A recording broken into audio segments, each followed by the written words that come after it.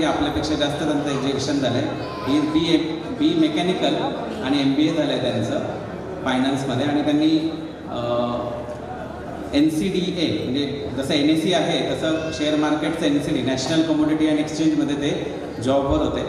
एवढं सगळं रिनाऊन्स करून चांगल्या पगाराची नोकरी सोडून 2010 साली केवळ भगवत धामाच्या शोधासाठी आणि भगवत प्रचारासाठी त्यांनी इस्कॉन ही संस्था आपलं सर्वस्व होऊन आता पूर्णपणे ब्रह्मचारी ते 2010 पासून म्हणजे आजपर्यंत 2024 म्हणजे 14 वर्षाचा पूर्ण अथक प्रयत्नात खूप साऱ्या लोकांना त्यांनी प्रेरणा दिली आहे, जेणेकरून ते आपल्या आयुष्यात भगवंताविषयी काहीतरी विचार करू शकतात, प्लस आपल्या भगवत धामापर्यंत कसं पोचायचं आणि भगवद्गीतेचा सार कसं समजावून सांगायचं यावर त्यांनी खूप सारे प्रवचन आणि मार्गदर्शन केलेलं आहे.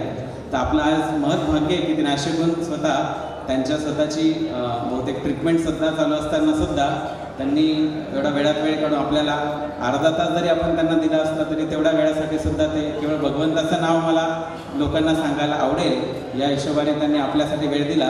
तेव्हा आपण एकदा 3 वेळेस इस्कॉन पद्धतीने म्हणजे आम्ही 3 वेळेस जोरजोरात मोठ्याने हात वरती करून हरी बोल हरी बोल थोड्या वेळात आपल्या डॉक्टर सचिन येवले करतील. मी त्यांना विनंती करतो की त्यांनी पुष्पहार घालून प्रभूजींचं स्वागत करावं. टाळ्या वाजवून आपण स्वागत करूया.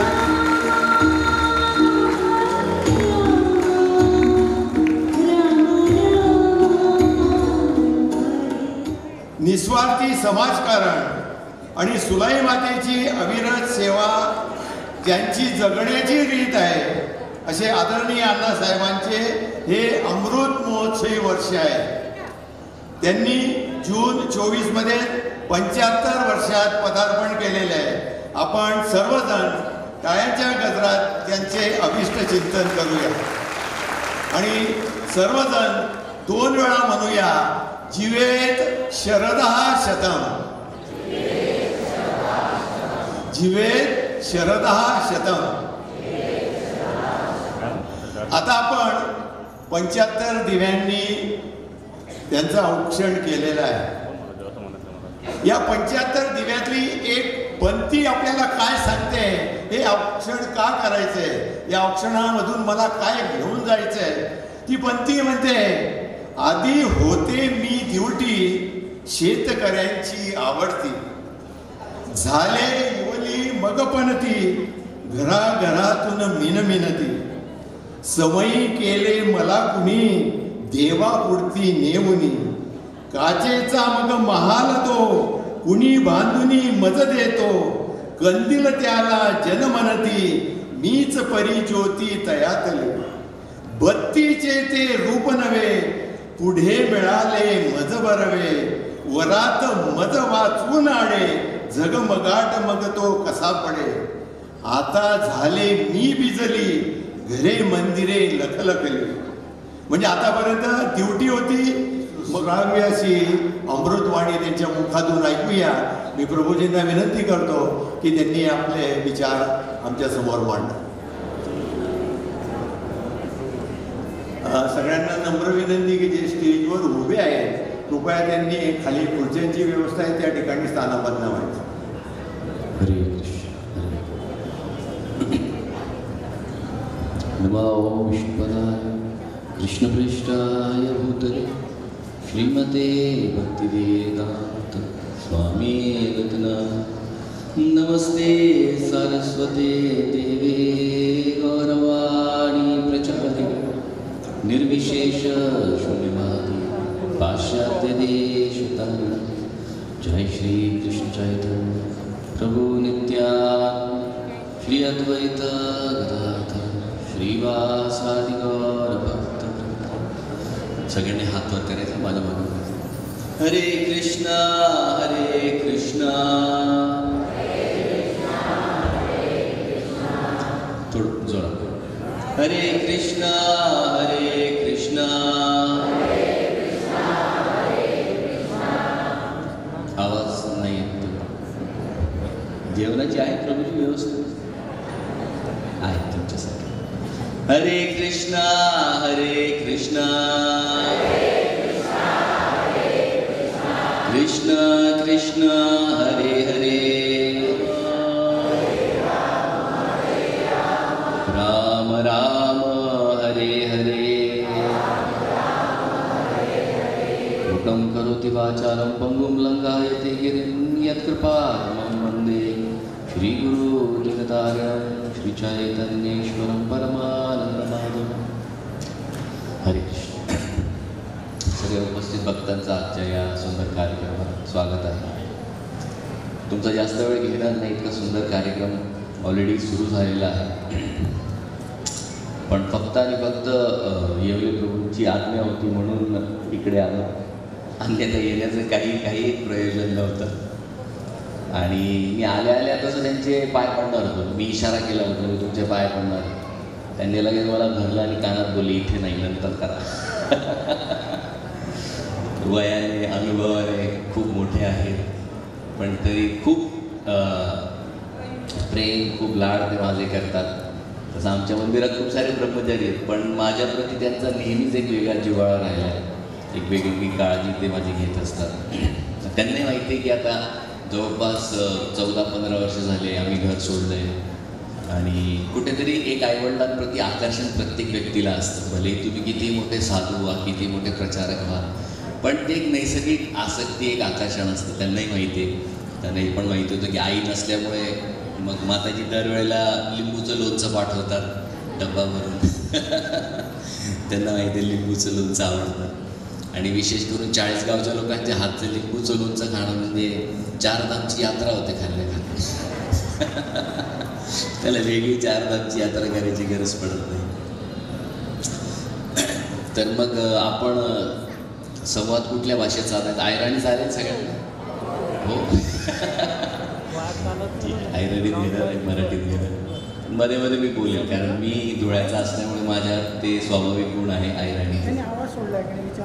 तर खूप सुंदर हा सोहळा इथे सुरू झालेला आहे. विशेष करून 4 धाम यात्रा झाल्यानंतर गंगापूजन आपल्याकडे ही खूप सुंदर प्रथा आहे.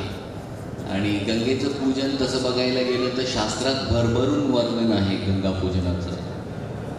आपल्याकडे जसं दिवाळीच्या दिवशी आपल्याला सांगितलं जातं की सकाळी लवकर उठून आंघोळ करणे. तर बऱ्याच लोकांना वाटतं आपण आंघोळ तर रोजच करतो, दिवाळीला काय वेगळं होणार आंघोळ करून. पण शास्त्रात हे वर्णन आहे की ज्या दिवशी गंगाजी प्रकट झाल्या ती तिथी आणि दिवाळी, की ह्या पर्वणीला, ह्या तिथीला जो कोणी सकाळी उठून आंघोळ करेल, मग तो 40 गावात करू की तो बद्रीनाथमध्ये करू, भारतातल्या कुठल्याही ठिकाणी जर तो व्यक्ती सकाळी उठून ब्रह्ममुहूर्तात स्नान करत असेल दिवाळीच्या दिवशी, तर त्याला गंगा जलात स्नान केल्याचं फळ प्राप्त होतं. म्हणजे तुम्हाला गंगा स्नान करण्यासाठी इकडे तिकडे जाण्याची गरज नाही. दिवाळीच्या दिवशी तुम्ही नळाच्या पाण्याने जरी आंघोळ केली तरी ते गंगा स्नानच होतं. कारण हे तिने वरदान मागितलेलं आहे भगवंताकडे. आणि त्या दिवशी जर सकाळी स्वच्छ होऊन आपण जर भगवत पूजेला लागलो तर निश्चित रूपाने आपले जे पूर्वसंचित आहे कर्म ते खूप लवकर जळतात, नष्ट होतात आणि आपल्याला भगवंताविषयी एक नैसर्गिक आकर्षण निर्माण होतं. आज आपल्याला तसं बघायला गेलं तर भगवंताप्रती खूप आकर्षण नाही आहे, बरोबर. आणि त्याला कारण पण तसं आहे. जसं ज्ञानेश्वर माऊली म्हणते, अभंगात लिहितात, बहुत सुकृतांची जोडी काय कुठची नाही, बरोबर. मग त्याच्याकडे सुकृतांची जोडी नाही, त्याला विठ्ठल आवडेल का? मग त्याला एक तर क्वार्टर आवडेल, किंवा त्याला नॉनव्हेज आवडेल, किंवा त्याला सट्टा चुकीची कामं हेच आवडतात. एखाद्याला विठ्ठलाप्रती भगवंताप्रती आकर्षण नाही याचा एकमात्र कारण हेच आहे की त्याच्याकडे सुकृतांची जोडी नाही, त्याच्याकडे पुण्याची जोडी नाही. त्याच्याकडे दुष्कृतांची भरणं इतका जास्त आहे की त्याला सहज वाटत नाही मला भगवंताचं नाव घेतलं पाहिजे, मला मंदिरात गेलं पाहिजे, मला देवपूजा केली पाहिजे. बरं, आज सिनियर व्यक्तींकडे तो गाभा आहे, पण युवा पिढीमध्ये तो गाभा आपल्याला दिसत नाही. जसं आज त्यांचं आपण इथे एक पूजन केलं आहे, 75 त्यांची साजरा केली, 75 दिव्यांनी त्यांचं औक्षण आपण केलं. आता तुलादानाचा आपण कार्यक्रम घेणार आहोत. आजच्या या मुहूर्तावर मला तुम्हाला फक्त 10 मिनिटात एकच प्रसंग सांगायचा आहे. मी जास्त तुमचा वेळ घेणार नाही, पण हा मुद्दा आज तुम्हाला टेक होम मेसेज घ्यावाच लागेल, त्याला पर्याय नाही राहिलेला. किंबहुना हे दोघं किंवा याच्या पुढे अजून 4-5 वर्ष तुम्हाला हे होताना दिसेल, याच्यानंतर हे होताना तुम्हाला दिसणार नाही. एक छोटीशी स्टोरी सांगतो, त्यातनं एक सिंपल मेसेज मी तुम्हाला दिली. एक मोठं गाव आहे, गावात सगळ्या सुखसोयी आहेत आणि गावचे जे सरपंच आहेत त्यांचा पण मोठा परिवार आहे आणि सरपंच असल्यामुळे पूजा प्रतिष्ठा पैसा मान पान सगळं त्यांच्याकडे. आता त्यांच्या घरातला एक मुलगा आहे, यंग मुलगा आहे. आता त्यांचं लग्नाचं वय झालं, तर त्याचं लग्न करायचं आहे. आता लग्न करायचं म्हटल्यावर मग सगळीकडे ते वार्ता पाठवतात की मुलगा वयात आहे, एक योग्य वधूच्या ते शोधात आहे. तर मग त्यांच्या लक्षात येतं की शेजारच्या गावात पण एक चांगलं परिवार आहे, ते पण पाटीलच आहेत गावचे. तर त्यांची पण मुलगी आहे, युवा मुलगी आहे, तर तिचा पण विवाह करण्याचा योग आहे. मग त्यावेळेला मग त्यांना समोरून मागणी येते की तुम्ही या आमच्याकडे मुलीला बघायला. मग ते मुलीला बघायला जातात. इकडचा पूर्ण परिवार मुलाचा त्यांच्याकडे मुलगी बघायला जातो. आता मुलगी बघण्याचा कार्यक्रम आपल्याला सगळ्यांना माहिती आहे की मग मुलगी पोहे बनवून घेऊन येणार, मग ती चहा घेऊन येणार, मग सगळे बघणार. मग काही मुलींवर काही वेळेला कमेंट केली जाते, मुलगी छोटीच दिसते, मुलीचं नाकच असं आहे, मुलीचं नाक तसं आहे, हे सगळं होतं. आणि मग त्यानंतर मग ते जाताना विचारतात की तुम्हाला मुलगी पसंत पडली का. आता मुलगा जो आहे त्याला मुलगी अत्यंत पसंत पडलेली आहे आणि मुलगी पसंत पडण्यासाठी आज मुलांना काय हवं असतं, मुलगी फक्त गोरी पाहिजे. त्याशिवाय फेअर अँड लवली इतकं विकलं जातं का भारतात. आणि मॅडम तर स्किन स्पेशलिस्ट असल्यामुळे त्यांना सगळंच माहिती आहे. या स्किनला घेऊन किती बाप रे, म्हणजे इतकी भीती घातली या कॉस्मेटिक इंडस्ट्रीने, इतकं प्रचंड भीती. एखाद्या व्यक्तीचा जर कलर काळा असेल, आज तुम्ही त्याला काळा नाही म्हणू शकत, त्याला शब्द योग्य वापरावे लागतात. त्याला म्हणतात स्किन टोन. काय म्हणतात त्याला? स्किन टोन, है ना. जर तुम्ही कलर म्हटलात तर त्याला अपराध होतो. तुम्हाला म्हणावं लागतं त्याचं स्किन टोन काळा नाही आहे आज, अच्छा असं बोलतात. त्याचा स्किन टोन डार्क आहे, म्हणजे आपल्या भाषेत तो काळाच असतो, पण बोलण्याचे जे शब्द आहेत ते फार मोजून बोलावे लागतात. नाही तर तुमच्यावर काही वेळेला केस होऊ शकते की मला शाब्दिक पद्धतीने हानी पोचवते. मग आता ती मुलगी गोरी दिसायला सगळं चांगलं आहे, मुलगा म्हणतो नाही आपण करायचं तर याच मुलीशी लग्न करायचं. वडील म्हणे ठीक आहे आपण घरी गेल्यावर चर्चा करू. आता हे मुलाचे सगळे निघाले घरी. आता ते घरी पोचले, पण आता होतं काय की मुलगा वडिलांना सांगतो पप्पा आपल्याला ह्याच मुलीबरोबर करायचं. ह्या पप्पा म्हणे थांब जरा. म्हणजे आपल्याकडे ते एक म्हणे ना, उतावळा नवरा शाबास, ही तशातली त्याची गंमत होती. मग आता त्याचे वडील म्हणतात अरे आपल्या घरात काय आपण एकटे नाही राहत, माझे वडील आहेत, माझे सगळे सिनियर आहेत, मला त्यांना विचारावं लागेल काय करायचं काय नाही, त्याच्यानंतर निर्णय घेतला जाईल. आता ते जे सरपंच आहेत त्यांचे वडील त्या घराचे प्रमुख. आता वडील प्रमुख असल्यामुळे त्यांना ऑब्व्हियसली विचार नाही की बाबा आपल्या मुलासाठी म्हणजे तुमच्या नातूसाठी असं स्थळ आलंय, आपण करायचं नाही करायचं. मग सगळी घरात बैठक बसते, जसे तुम्ही सगळे बसलेले असं त्यांचं मोठं घर, त्याच्यात सगळी बैठक, सगळे नातेवाईक येतात आणि मग त्यात सांगितलं जातं की आपल्या मुलासाठी एक स्थळ आलंय. म्हणजे कोण? म्हणे शेजारचे गावातले जे सरपंच आहेत त्यांची मुलगी. आणि मग ते जे आजोबा आहेत ते असं मोठ्या खुर्चीवर बसले आणि ते आजोबा म्हणतात की मी त्या मुलीला बघेन मगच मी निर्णय देईन. आता तो जो नातू आहे त्याला फार आश्चर्य वाटतं का, कारण त्या आजोबांना दिसत नाही. मग त्याला वाटतं की अरे आजोबांना दिसत नाही तर बघणार काय मुलगी, बरोबर. मग तो म्हणतो बाबा तुमच्या पप्पांना सांगा, त्यांना काय कळतं का, ते काय मुलीला बघणार, त्यांना दिसत नाही. मग ते म्हणतात तू थांब, गडबड करून साईडला. ते म्हणतात ठीक आहे बाबा, उद्या तुम्हाला गाडी करून देतो, तुम्ही जाऊन मुलगी बघून या. मग दुसऱ्या दिवशी बाबा जातात, परत मुलगी येणार, आई येणार, सगळे त्यांच्या घरातले येणार, आदरातिथ्य होणार, सगळं व्यवस्थित होणार आणि बाबा पोहे वगैरे खातात आणि परत निघतात. आता इकडे सगळे उत्सुक आहेत की बाबा काय निर्णय देणार, बाबा काय निर्णय देणार. आणि सगळ्यात उत्सुक कोण असतं? ज्याला नवरदेवर आहे तो सगळ्यात उत्सुक असतो. लग्नाच्या आधी तुम्ही पण खूप उत्सुक होतात सगळे. आठवतं तुम्हाला तो दिवस पत्रिकेवर तुम्ही आमच्या मामीच्या लग्नाला यायचं? हा. आणि आपल्याकडे पत्रिका म्हटली की त्याच्यात फक्त नावं असतात, बाकी दुसरं काही टाकत नाही. आणि जर त्या पत्रिकेत तुमचं नाव आलं नाही तर किती आनंद होतो तुम्हाला, है ना? आनंद होतो आणि त्रास होतो. आमचं नाव नाही टाकत यावा, काही लगेले जावा नाही तडे, बरोबर? याला काय आदर म्हणतोस. आणि तिथे गेल्यावर मग ते रुसणं फुगणं आणि ते सगळं असतं आपल्याकडे. खानदेशात तर तुम्हाला असे आपलं खाणं तिखट आहे, त्याच्यामुळे स्वाभाविक आपलं तिखट आहे खानदेशी लोकांना. मग आता ते आजोबा आले, आजोबा बसले, असं त्यांचं मोठं सीट त्या आजोबांचं, आणि सगळे घरातले उत्सुक. आता आजोबा काय बोलणार, आता आजोबा काय बोलणार. आता सगळ्यात पुढे बसलेला कॅन्डिडेट कोण? तो मुलगा. त्याला ऐकायचं ना, कारण त्याच्यासाठी हो किंवा नाही येते. मग ते वडील मुलाचे विचारतात त्यांना की बाबा तुम्ही जाऊ, मला कसं वाटलं तुम्हाला, काय तुम्ही निर्णय घेता. आणि तो मुलगा पुढे बसलेला आजोबा एकदम शांततेत म्हणतात की आपल्याला त्या घरात आपल्या मुलाला द्यायचं.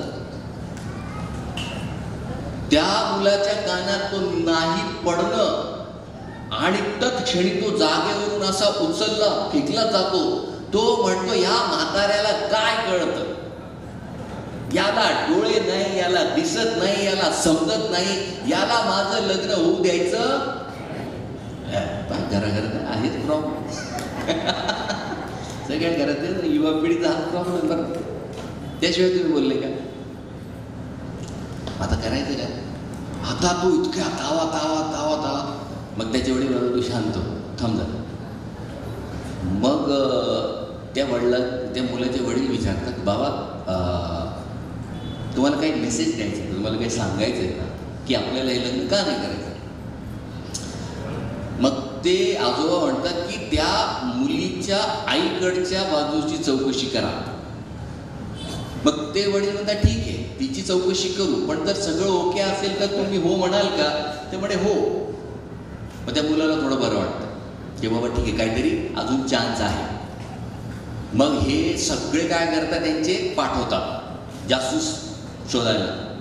बरं, घरात सगळ्यात भारी जासूस कोण असतं सांगा बरं. का ऐक नाही, तिला सगळं माहिती असतं तुमच्या घराच्या डब्यांमध्ये कुठल्या डब्यात पैसे, कुठल्या डब्यात डाळ, कुठल्या डब्यात सगळं घरातली तुमची नसनाडी त्या बाईला माहिती असते. मग ते जे दुसऱ्या मुलाचे वडील आहेत ते त्या बाईला बोलवतात, म्हणे काय काय यांच्या घरात कसं कसं काय. मग तिला थोडे पैसे दिल्यावर ती लगेच बोलायला लागते, साहेब असं असं, साहेब असं असं, दन दन दन दन सगळं हिस्ट्री जॉग्राफी सांगून मोकळी होती. मग तिसऱ्या दिवशी परत बैठक ना की आता वडिलांनी शोधलं. मग तो मुलगा परत उत्साही की आज वडील काहीतरी बोलणार, आपल्या बाजूने बोलणार. आणि मग परत घरातले सगळे एकत्र बसतात आणि मग तिथे वडील सगळ्यांना सांगतात की आपल्याला ह्या घरात आपल्या मुलाला द्यायचं नाही. आणि त्या मुलाला इतका शॉक होतो की बाबा ठीक आहे, एक आजोबा होते तो भाग वेगळा, वडील स्वतः नाही म्हणतात, काय करायचं. मग तो मुलगा विचारतो की बाबा का नाही करायचं आपल्याला त्या मुलीशी. मग ते जे वडील आहेत ते सांगतात की ती मुलगी जी आहे तिची आई त्या पाटलांची दुसरी पत्नी, पहिली एक्सपायर झाली, दुसरी पत्नी. म्हणजे मग त्याच्यात काय प्रॉब्लेम आहे, दुसरी असतो तिसरी असतो, ऑफिशियल लग्न. म्हणे भाग तो नाही, भाग आहे किती आधी नाचण्या गाण्याच्या व्यवसायात होती. आणि ही मुलगी तिची मुलगी आहे. आता सगळ्या घरातल्या लोकांना शॉक लागते की बापरे ही हिस्ट्री तर कोणालाच माहीत नाही.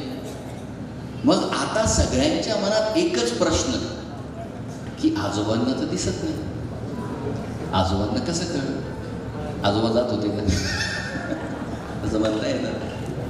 बरं, हा प्रश्न पण नाही उचलता येणार आजोबांना. मग आजोबांना कसं कळलं की मुलगी आणि मुलीची आई वेगळ्या बॅकग्राऊंडचे. मग सगळ्यांचा कॅमेरा आता कोणाकडे, आजोबा. की आजोबा तुम्हाला कसं कळलं? मग त्यावेळेला आजोबा सांगतात की मुलगी जेव्हा चालत आली त्या मुलीच्या चालण्यामध्ये लय होता. हा लय आला कुठून? कुठेतरी शिकली असेल ना, कोणाकडनं तरी शिकली असेल. मग कोणाकडनं शिकली असेल मुलगी? आईकडनं शिकली असेल. मग ते म्हणतात की जाऊन शोधा. आता ह्या स्टोरीचा आणि आजच्या इव्हेंटचा काय कनेक्शन? बघा 5-10 मिनटं तुमचाही विरंगुळा झाला, थोडं वेगळं वाटलं. मूळ मुद्दा काय? आजच्या इव्हेंटचा आणि स्टोरीचा काय संबंध? अहो तुम्ही गंगापूजनाबद्दल बोललं पाहिजे. सांगतो, तेही सांगतो. शेवटचा मुद्दा, गंगापूजनाविषयी पहिल्या स्कंदात भागवताच्या 2ऱ्या चॅप्टरमध्ये एक श्लोक येतो. स्वरधुनी अपो अनुसेवया. स्वरधुनी म्हणजे काय? स्वर्गातनं जी येते, कोण? गंगा. तिला स्वरधुनी म्हणतात. स्वर म्हणजे जे स्वर्गीय लोक आहेत. स्वरधुनी अपो अनुसेवया. जर या गंगेचं तुम्ही रोज सेवन केलं तर तुम्ही काही काळानंतर शुद्ध व्हाल. पण एखादा जर भगवत भक्त असेल, ज्याची नित्य सेवा आहे, ज्याची नित्य साधना आहे, अशा व्यक्तीचा जर तुम्ही संग केला तर गंगेपेक्षा लवकर तुम्ही शुद्ध होऊ शकता.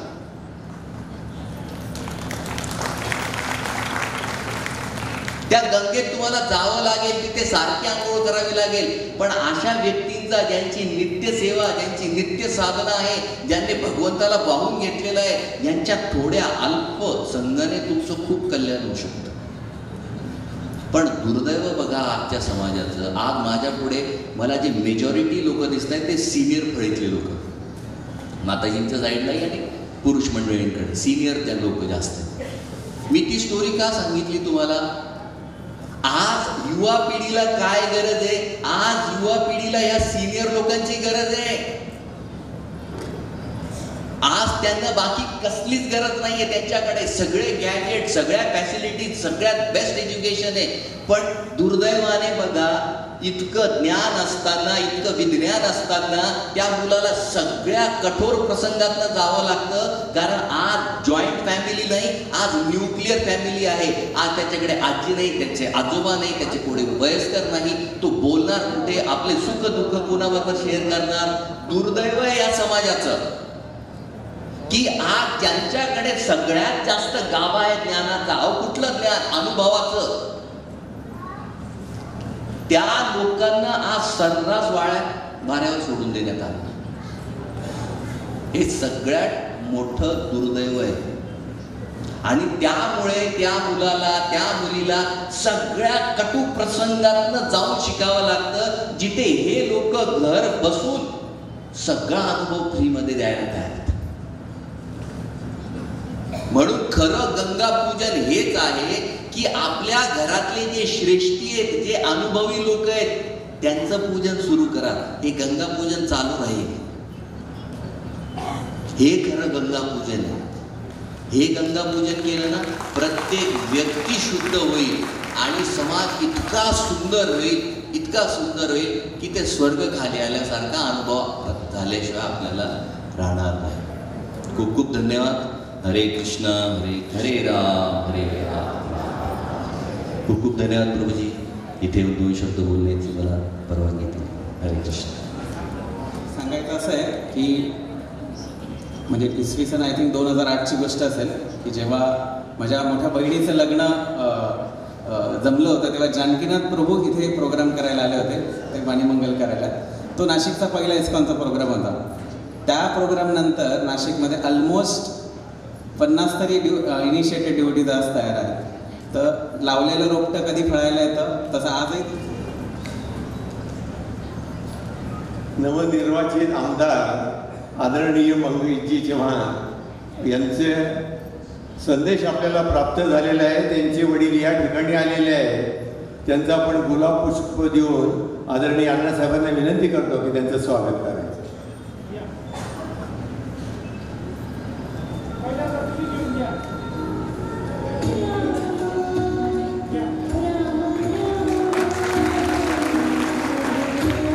त्यांनी विठ्ठलाची मूर्ती भेट म्हणून अण्णासाहेबांनी दिलेली आहे.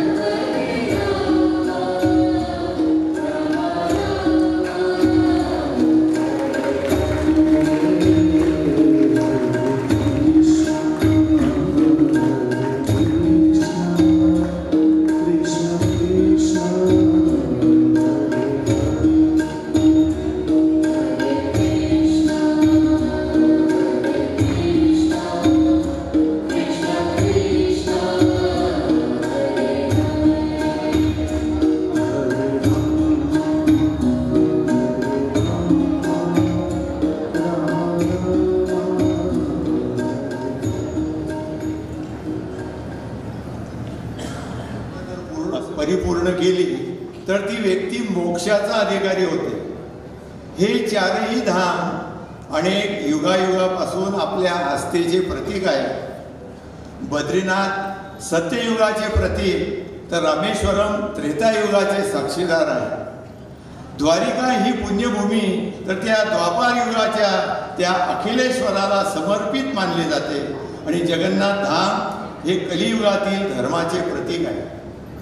अशा या चारही पवित्र धामांची यात्रा यशस्वीरित्या पूर्ण करून ज्यांनी आपले शरीर आणि मनही पवित्र केले आणि जे आज मोक्षाचेही अधिकारी झाले आहेत असे आदरणीय अण्णासाहेब विखेवाणी सर आणि त्यांच्या सुविद्य पत्नी सौ सुनंदाताई यांचं आपण पुन्हा एकदा टाळ्यांच्या गजरात स्वागत करतो. आदरणीय प्रभूजी, अशा व्यक्तींच्या सहवासामध्ये आल्यानंतर आपल्याला जे विचार, जी भेट, जी प्रेरणा मिळणार आहे त्यातून आपण खऱ्या अर्थाने शिकणार आहोत.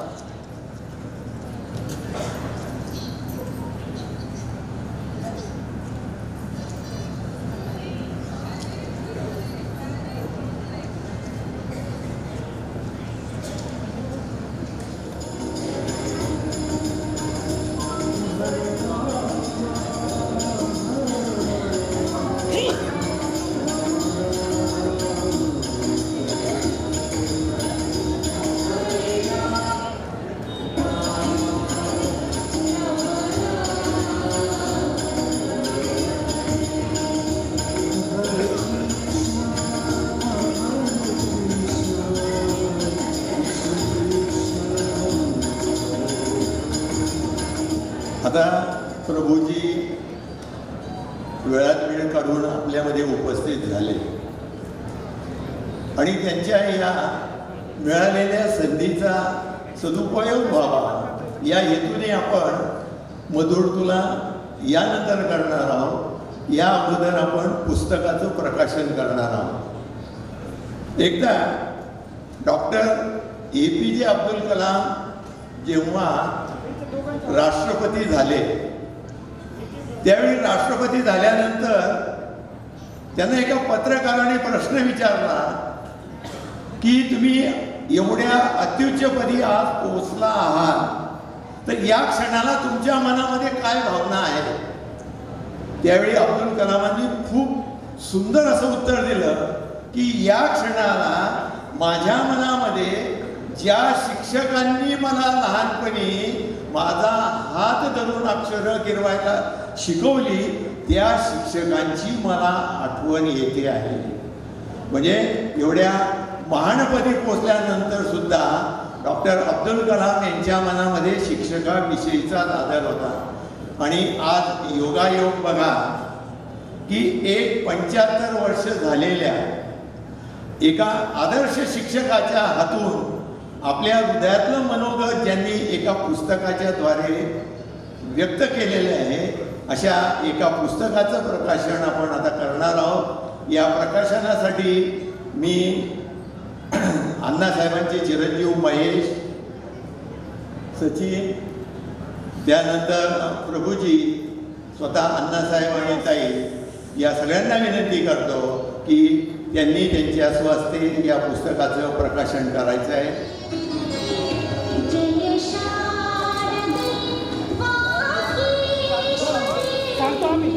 पहिल्यांदा पुस्तक काढून द्या, दिसू द्या, मग कारण त्याचा दूर होईल.